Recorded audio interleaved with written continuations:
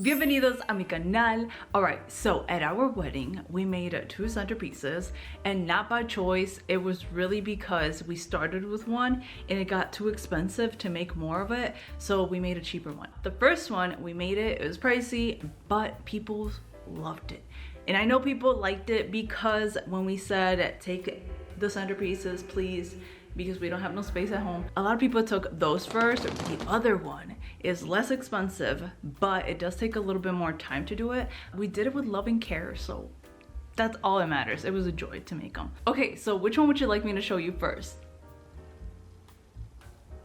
Did you say the less expensive one? Give me my door a moment, please. Okay, let's do it. Vámonos.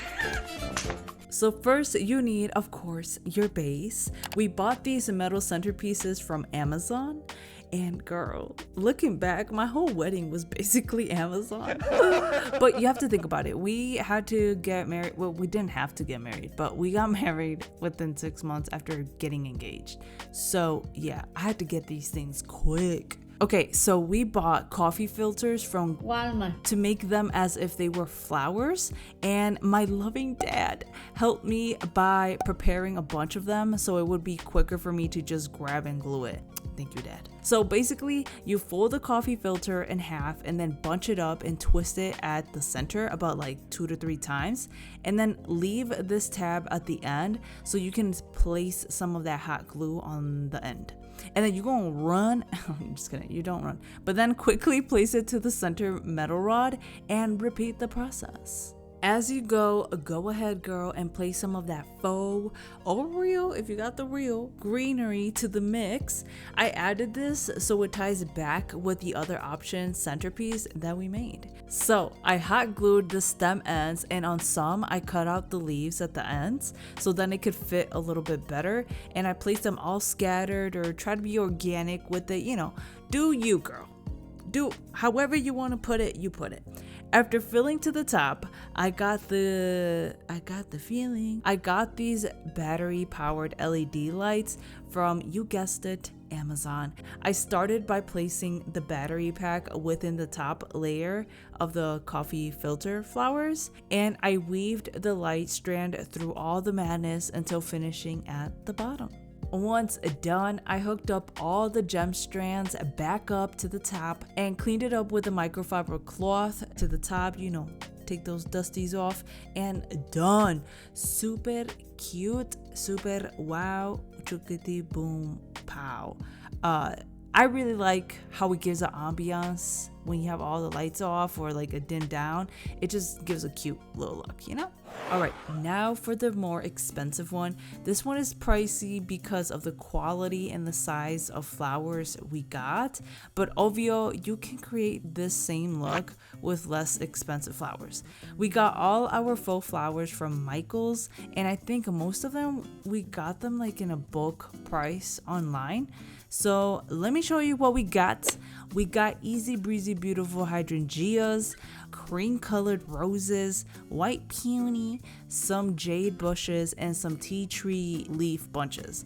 Oh, and an important step, obviously, is having a base. So we got our metal centerpiece from, you already know, Amazon. I swear they be taking my monies.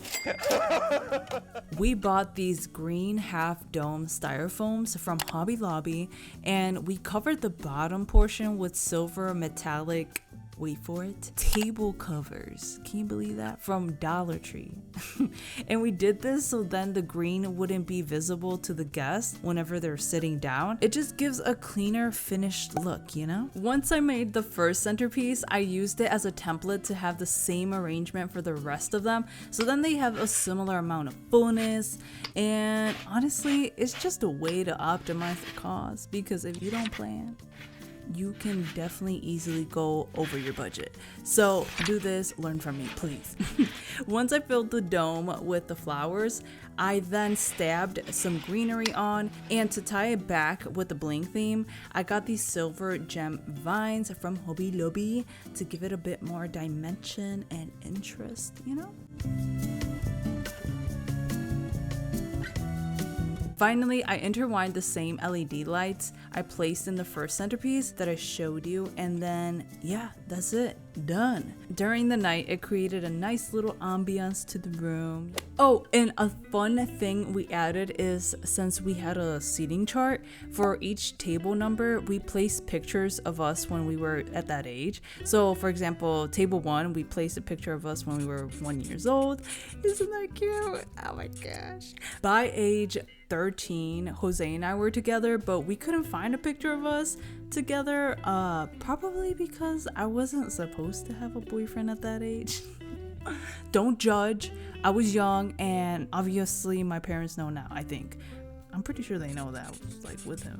But anyways, for the table numbers after 13, we placed pictures of us together. I got this idea from my coworker, Michelle. So thank you so much, girl. It was a great idea. All right, that is it. I hope this video was inspiring for your own wedding or any event you plan. I do have a few more things I DIY'd for my wedding that I did get the chance to record during the whole madness.